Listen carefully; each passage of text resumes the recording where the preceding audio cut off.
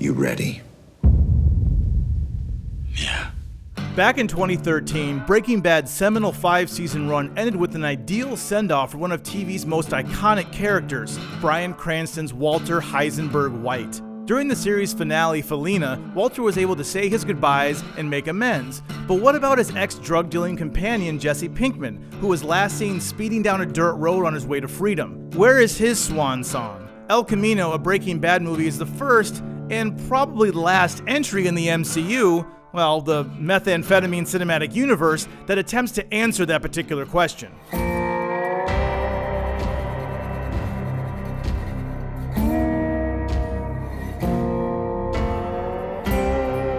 The film is a skillfully written thriller centering on Jesse's narrative shortly after he escapes from the neo-Nazis' meth facility. 6 years may have passed since Aaron Paul stepped into Pinkman's shoes, but the actor has lost none of his on-screen potency and delivers one of the best performances of his career. This is the most emotionally distraught version of Jesse we've seen, as he struggles to cope with the guilt of his past life and the PTSD brought on by his imprisonment. Gilligan's use of flashbacks throughout the film is an effective way to showcase Jesse's transformation from sort of good-hearted criminal to reluctant killer. It probably won't come as a surprise to say that El Camino has Breaking Bad cameos sprinkled throughout its 2-hour runtime. Thankfully, each familiar face is well-earned and necessary to effectively advance Jesse's story.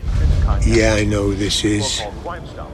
At this point, who doesn't? And while it's nice to see these familiar faces, writer-director Vince Gilligan never uses them as a, hey, remember that guy, kind of crutch. One villainous character from the original series in particular reveals their depravity in a memorable sequence that's both unsettling and surprisingly funny. The one drawback to the cameos can be squarely put on Father Time, because the series ended 6 years ago and these actors are portraying their respective characters as if no time has passed. Their physical appearance can be a bit distracting. Gilligan could have used some kind of digital de-aging technique that would look silly in Breaking Bad's grounded world, but it is sometimes difficult to ignore the very noticeable differences. With Jesse on the run from the law after the season 5 finale bloodbath, Gilligan keeps the camera and characters in confined spaces, houses crammed in between a wall and a mattress, and ducking down in cars. This directorial choice adds an appropriate amount of tension, giving the viewer a sense of what it must feel like for Jesse as the walls close in around him. The action sequences, though sparse, are entertaining once the bullets start to fly.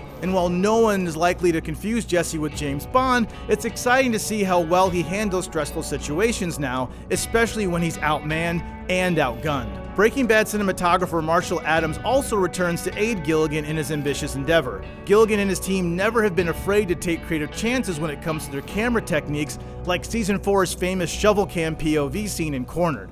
El Camino wisely taps into this tradition with some cool shots like a bird's eye view of an apartment involving several moving pieces. When the frenetic pacing does slow down a bit, the camera pulls back to reveal some beautiful wide shots featuring New Mexico's stark landscape. I don't know what to tell you. No way I'm helping you people put Jesse Pinkman back inside a cage. El Camino, a Breaking Bad movie, gives Jesse Pinkman the swan song he deserves, with a compelling 2-hour story that brings us back into the high-stakes world of drugs and thrilling shootouts. Writer-director Vince Gilligan's memorable script explores Jesse's profound transformation with the use of well-paced flashbacks and cameos that don't feel forced for the sake of fan service. Aaron Paul delivers one of the best performances of his career, which should keep Breaking Bad's well-earned reputation as a television phenomenon alive and well for years to come. For more movie reviews, check out what we thought of Gemini Man and Joker. And as always, be sure to follow and subscribe wherever you like to watch IGN.